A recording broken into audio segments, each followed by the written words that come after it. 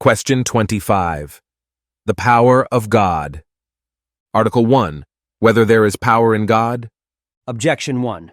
It seems that power is not in God. For as primary matter is to power, so God, who is the first agent, is to act. But primary matter, considered in itself, is devoid of all act. Therefore, the first agent, namely God, is devoid of power. Objection 2. Further, according to the philosopher, better than every power is its act. For form is better than matter, and action than active power, since it is its end. But nothing is better than what is in God, because whatsoever is in God, as was shown above. Question 3. Therefore, there is no power in God. Objection 3. Further, power is the principle of operation. But the divine power is God's essence, since there is nothing accidental in God, and of the essence of God there is no principle. Therefore, there is no power in God. Objection 4. Further, it was shown above, question 14 and 19, that God's knowledge and will are the cause of things. But the cause and principle of a thing are identical. We ought not, therefore, to assign power to God, but only knowledge and will. On the contrary, it is said, Thou art mighty, O Lord, and thy truth is round about thee. Psalm 88:9. I answer that power is twofold, namely passive, which exists not at all in God, and active, which we must assign to him in the highest degree. For it is manifest that everything, according as it is in act and is perfect, is the active principle of something, whereas everything is passive according as it is deficient and imperfect. Now it was shown above, question 3 and 4, that God is pure act, simply and in all ways perfect, nor in him does any imperfection find place, whence it most fittingly belongs to him to be an active principle, and in no way whatsoever to be passive. On the other hand, the notion of active principle is consistent with active power, for active power is the principle of acting upon something else, whereas passive power is the principle of being acted upon by something else, as the philosopher says. It remains, therefore, that in God there is active power in the highest degree. Reply to objection 1. Active power is not contrary to act, but is founded upon it, for everything acts according as it is actual, but passive power is contrary to act, for a thing is passive according as it is potential, whence this potentiality is not in God, but only active power. Reply to objection 2. Whenever act is distinct from power, act must be nobler than power. But God's action is not distinct from his power, for both are his divine essence, neither is his existence distinct from his essence. Hence, it does not follow that there should be anything in God nobler than his power. Reply to objection 3. In creatures, power is the principle not only of action, but likewise of effect. Thus, in God, the idea of power is retained, inasmuch as it is the principle of an effect, not, however, as it is a principle of action, for this is the divine essence itself, except, perchance, after our manner of understanding, inasmuch as the divine essence, which precontains in itself all perfection that exists in created things, can be understood either under the notion of action or under that of power, as also it is understood under the notion of suppositum, possessing nature, and under that of nature. Accordingly, the notion of power is retained in God insofar as it is the principle of an effect. Reply to objection 4.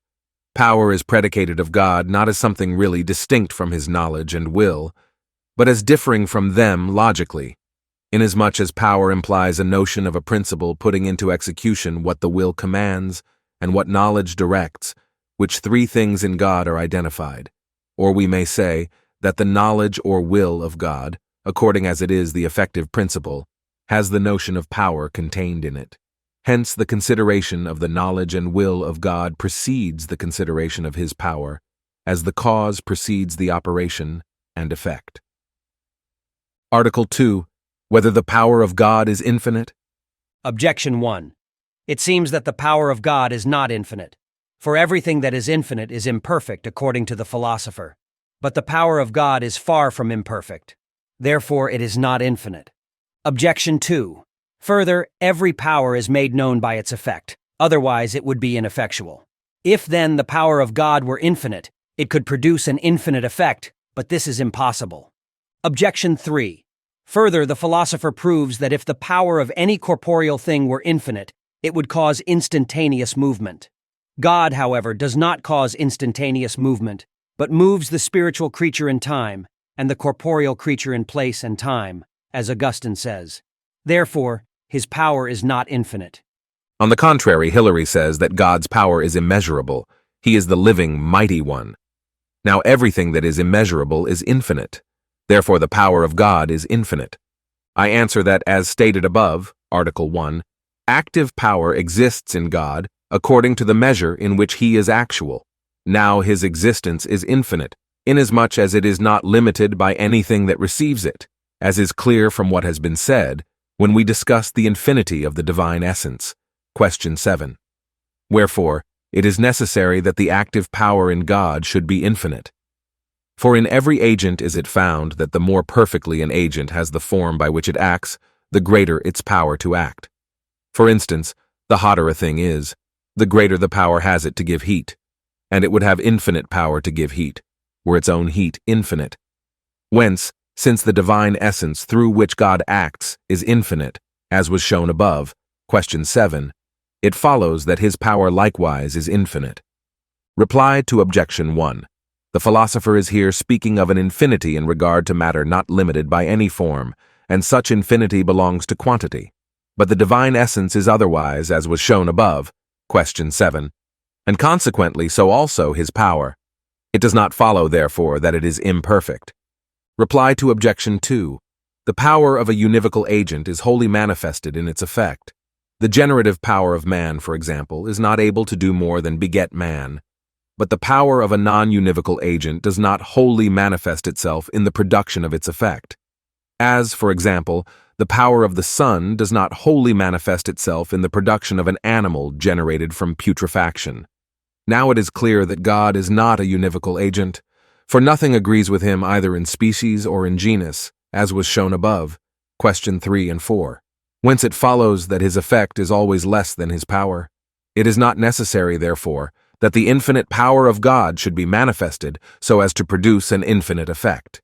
Yet, even if it were to produce no effect, the power of God would not be ineffectual, because a thing is ineffectual which is ordained towards an end to which it does not attain. But the power of God is not ordered toward its effect as towards an end. Rather, it is the end of the effect produced by it. Reply to objection 3. The philosopher proves that if a body had infinite power, it would cause a non-temporal movement, and he shows that the power of the mover of heaven is infinite, because it can move in an infinite time. It remains, therefore, according to his reckoning, that the infinite power of a body, if such existed, would move without time, not, however, the power of an incorporeal mover. The reason of this is that one body moving another is a univocal agent, wherefore it follows that the whole power of the agent is made known in its motion. Since then, the greater the power of a moving body, the more quickly does it move. The necessary conclusion is that if its power were infinite, it would move beyond comparison faster, and this is to move without time. An incorporeal mover, however, is not a univocal agent, whence it is not necessary that the whole of its power should be manifested in motion, so as to move without time, and especially since it moves in accordance with the disposition of its will. Article 3. Whether God is omnipotent? Objection 1. It seems that God is not omnipotent, for movement and passiveness belong to everything. But this is impossible with God, for he is immovable, as was said above, question 2. Therefore, he is not omnipotent. Objection 2. Further, sin is an act of some kind, but God cannot sin nor deny himself, as it is said in 2 Timothy 2:13. Therefore, he is not omnipotent. Objection 3. Further, it is said of God that he manifests his omnipotence, especially by sparing and having mercy. Therefore, the greatest act possible to the divine power is to spare and have mercy. There are things much greater, however, than sparing and having mercy. For example, to create another world, and the like. Therefore, God is not omnipotent. Objection 4. Further upon the text, God hath made foolish the wisdom of this world, 1 Corinthians 1:20, a gloss says, God hath made the wisdom of this world foolish by showing those things to be possible which it judges to be impossible. Whence it would seem that nothing is to be judged possible or impossible in reference to inferior causes, as the wisdom of this world judges them. but in reference to the divine power. If God then were omnipotent, all things would be possible. Nothing, therefore, impossible. But if we take away the impossible, then we destroy also the necessary. For what necessarily exists is impossible not to exist. Therefore, there would be nothing at all that is necessary in things if God were omnipotent. But this is an impossibility. Therefore, God is not omnipotent. On the contrary, it is said, "No word shall be impossible with God." Luke 1:37. I answer that, all confess that God is omnipotent, but it seems difficult to explain in what his omnipotence precisely consists, for there may be doubt as to the precise meaning of the word all when we say that God can do all things. If, however, we consider the matter aright, since power is said in reference to possible things, this phrase, God can do all things, is rightly understood to mean that God can do all things that are possible, and for this reason, he is said to be omnipotent. Now, according to the philosopher, a thing is said to be possible in two ways. First, in relation to some power. Thus, whatever is subject to human power is said to be possible to man. Secondly, absolutely, on account of the relation in which the very terms stand to each other. Now, God cannot be said to be omnipotent through being able to do all things that are possible to created nature, for the divine power extends farther than that. If, however, we were to say that God is omnipotent because he can do all things that are possible to his power, there would be a vicious circle in explaining the nature of his power. For this would be saying nothing else but that God is omnipotent, because he can do all that he is able to do. It remains, therefore, that God is called omnipotent because he can do all things that are possible absolutely, which is the second way of saying a thing is possible. For a thing is said to be possible or impossible absolutely, according to the relation in which the very terms stand to one another. Possible if the predicate is not incompatible with the subject, as that Socrates sits, and absolutely impossible when the predicate is altogether incompatible with the subject, as, for instance, that a man is a donkey. It must, however, be remembered that since every agent produces an effect like itself, to each active power there corresponds a thing possible as its proper object, according to the nature of that act on which its active power is founded. For instance, the power of giving warmth is related as to its proper object to the being capable of being warmed. The divine existence, however, upon which the nature of power in God is founded, is infinite and is not limited to any genus of being, but possesses within itself the perfection of all being. Whence, whatsoever has or can have the nature of being, is numbered among the absolutely possible things, in respect of which God is called omnipotent. Now nothing is opposed to the idea of being except non-being. Therefore, that which implies being and non-being at the same time is repugnant to the idea of an absolutely possible thing, within the scope of the divine omnipotence. For such cannot come under the divine omnipotence, not because of any defect in the power of God, but because it has not the nature of a feasible or possible thing. Therefore, everything that does not imply a contradiction in terms is numbered amongst those possible things, in respect of which God is called omnipotent. Whereas whatever implies contradiction does not come within the scope of divine omnipotence, because it cannot have the aspect of possibility. Hence it is better to say that such things cannot be done than that God cannot do them.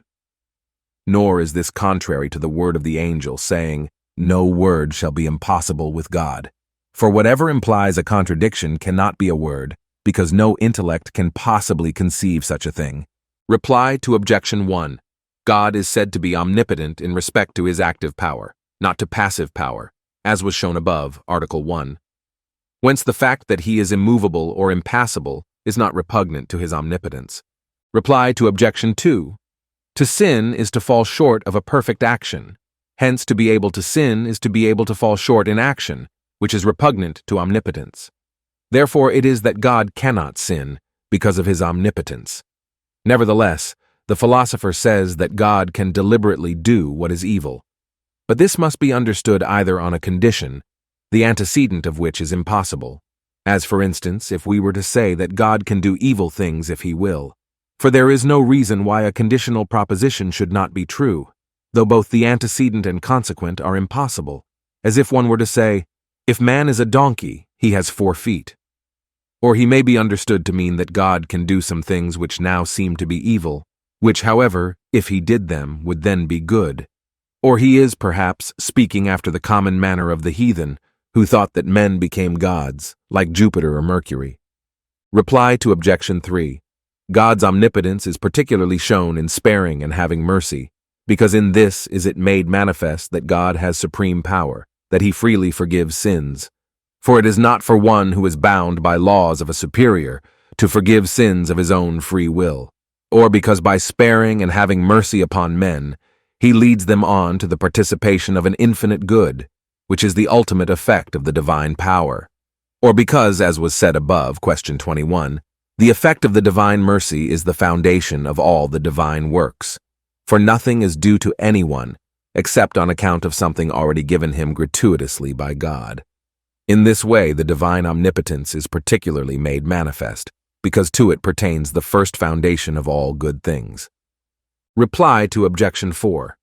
The absolute possible is not so called in reference either to higher causes or to inferior causes, but in reference to itself. But the possible in reference to some power is named possible in reference to its proximate cause. Hence those things which it belongs to God alone to do immediately, as for example, to create, to justify, and the like, are said to be possible in reference to a higher cause. Those things, however, which are of such kind as to be done by inferior causes, are said to be possible in reference to those inferior causes. For it is according to the condition of the proximate cause that the effect has contingency or necessity, as was shown above, question 14. Thus is it that the wisdom of the world is deemed foolish, because what is impossible to nature it judges to be impossible to God. So it is clear that the omnipotence of God does not take away from things their impossibility and necessity. Article 4. Whether God can make the past not to have been? Objection 1. It seems that God can make the past not to have been. For what is impossible in itself is much more impossible than that which is only impossible accidentally.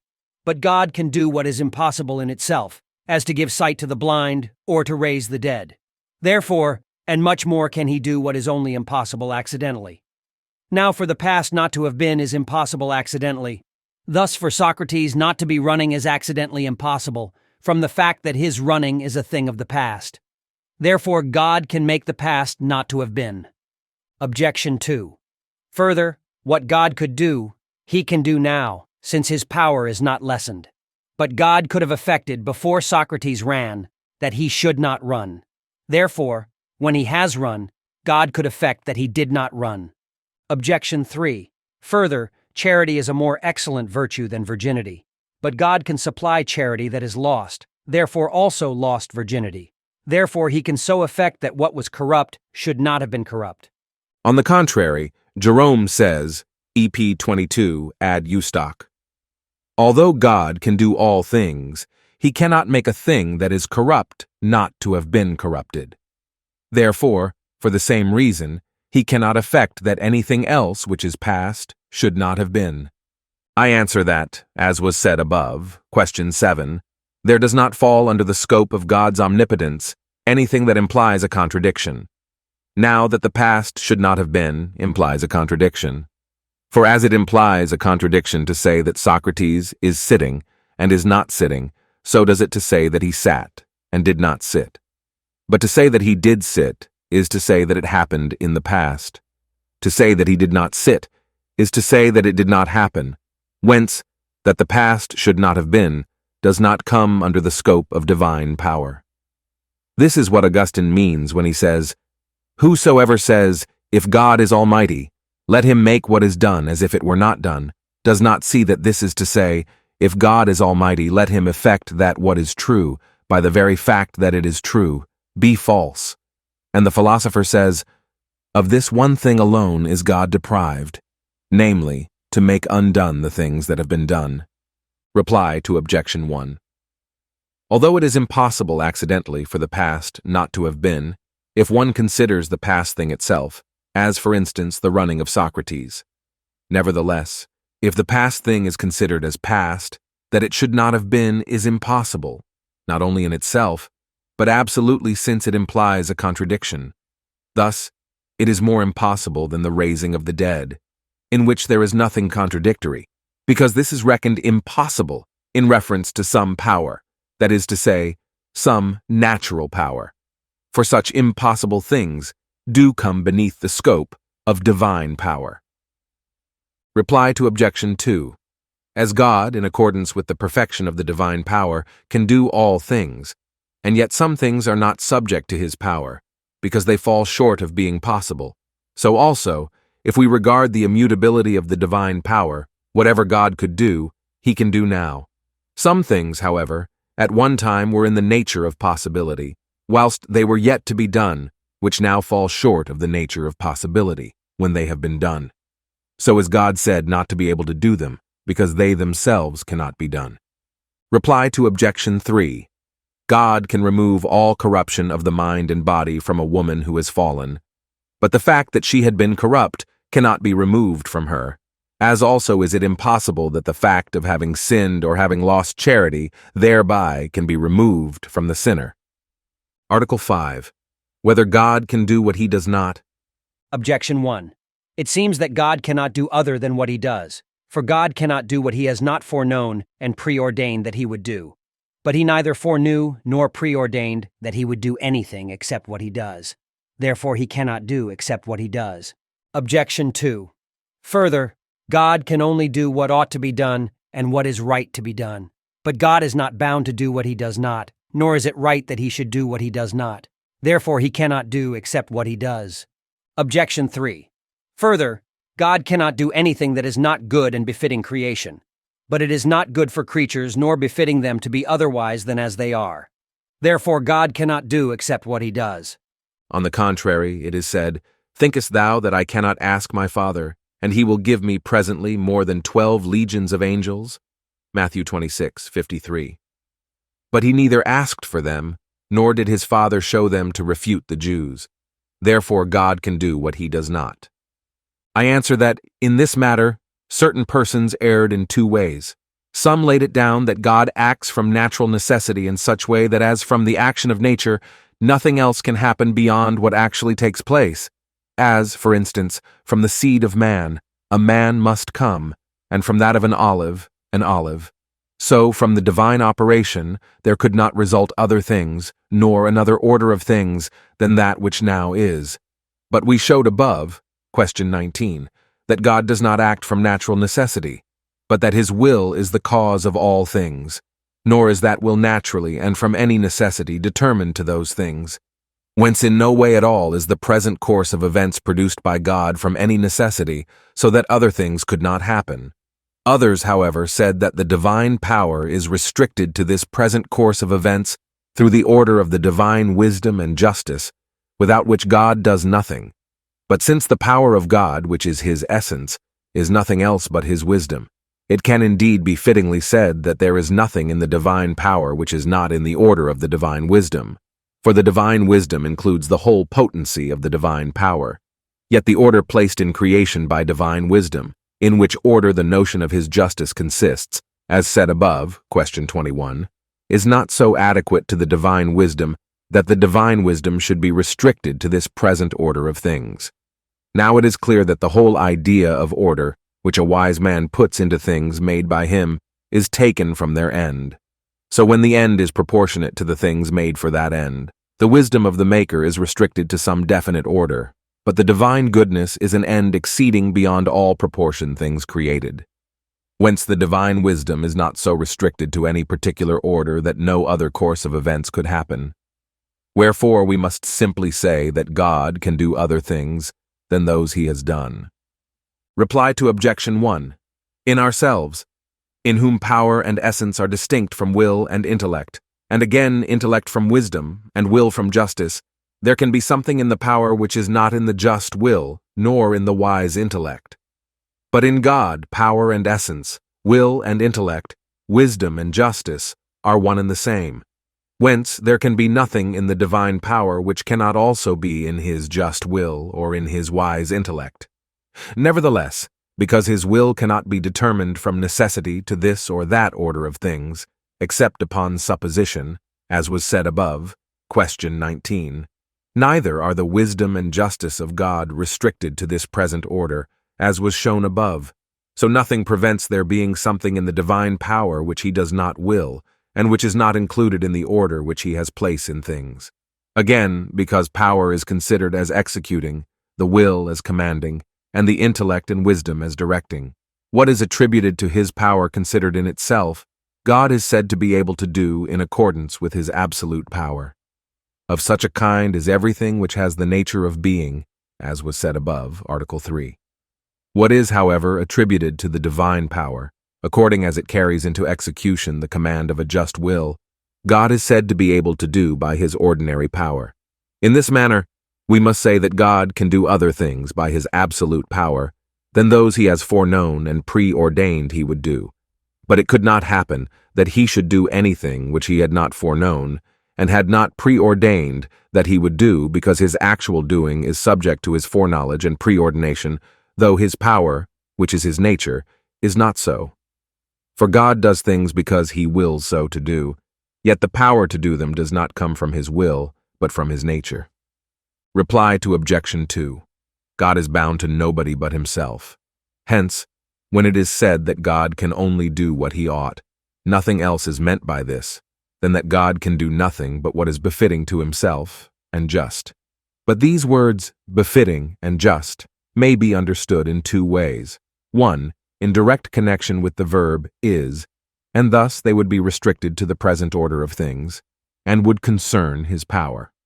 Then what is said in the objection is false, for the sense is that God can do nothing except what is now fitting and just.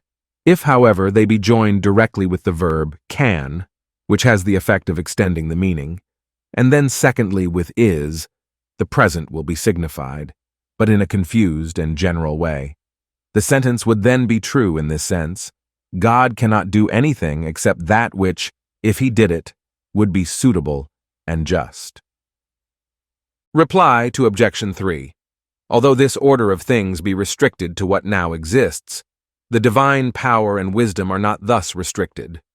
Whence, although no other order would be suitable and good to the things which now are, yet God can do other things, and impose upon them another order. Article 6. Whether God can do better than what he does? Objection 1. It seems that God cannot do better than he does. For whatever God does, he does in a most powerful and wise way. But a thing is so much the better done as it is more powerfully and wisely done. Therefore God cannot do anything better than he does. Objection 2. Further, Augustine thus argues, if God could, but would not, beget a son his equal, he would have been envious. For the same reason, if God could have made better things than he has done, but was not willing so to do, he would have been envious.